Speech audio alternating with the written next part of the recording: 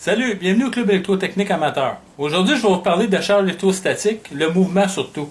Donc, on va faire des petites expériences bien simples. Entre autres, j'ai un électrophore ici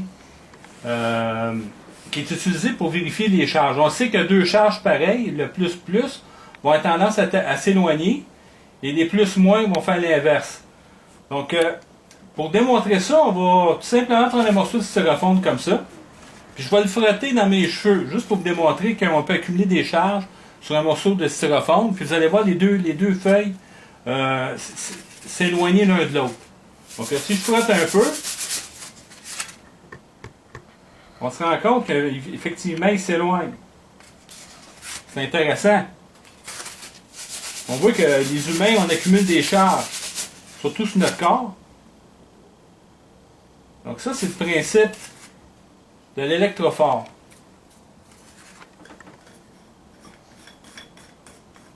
Ce principe-là, il est très utilisé pour comprendre justement le déplacement des charges.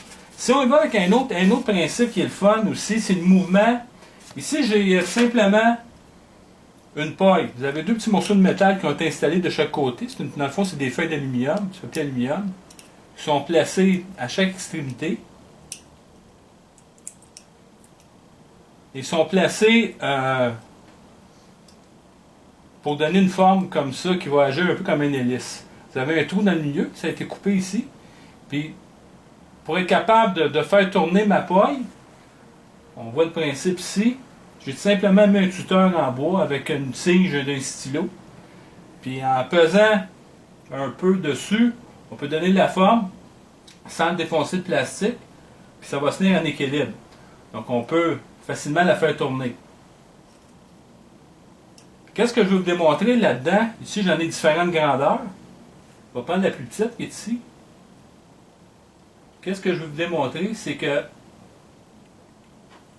les charges électrostatiques peuvent faire tourner la petite hélice qui est là par le déplacement des charges dans le vide.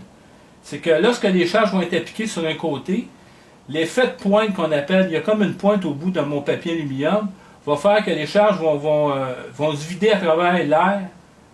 C'est ça qui va faire qu'il va se créer un mouvement circulaire des charges électrostatiques. C'est un phénomène qui est simple. Si je frotte comme ça mon styrofoam sur mes cheveux, j'accumule des charges, puis on se rend compte que le mouvement se fait. Donc c'est assez intéressant de voir que les charges électrostatiques peuvent créer un mouvement. Cette expérience amusante à faire facilement avec vos enfants, pour les montrer le principe. Mais on va aller plus loin que ça. Ici, j'ai un générateur. J'ai un générateur électrostatique que j'ai déjà expliqué dans d'autres expériences.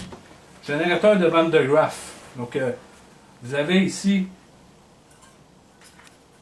en dedans de ça, vous avez une petite courroie avec deux tubes, un de vitre et un qui est en plastique.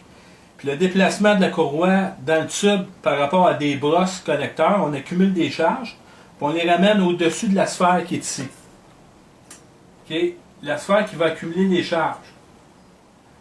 Donc, on peut facilement aller chercher un potentiel de 50 000 volts ici. Donc, si je l'active, on se rend compte quand ça tourne.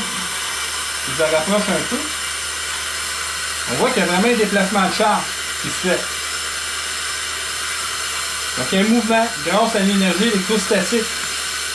Donc, c'est un phénomène physique qui est intéressant. Donc, si on peut s'amuser avec différentes grandeurs,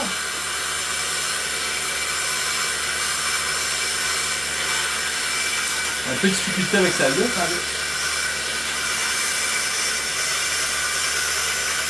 On voit que le phénomène est vraiment intéressant. Les charges sont là, ça tourne. Donc, le mouvement des charges se font dû au principe des additions, des soustractions des charges dans le vide. Donc, en espérant que vous avez apprécié, à la prochaine.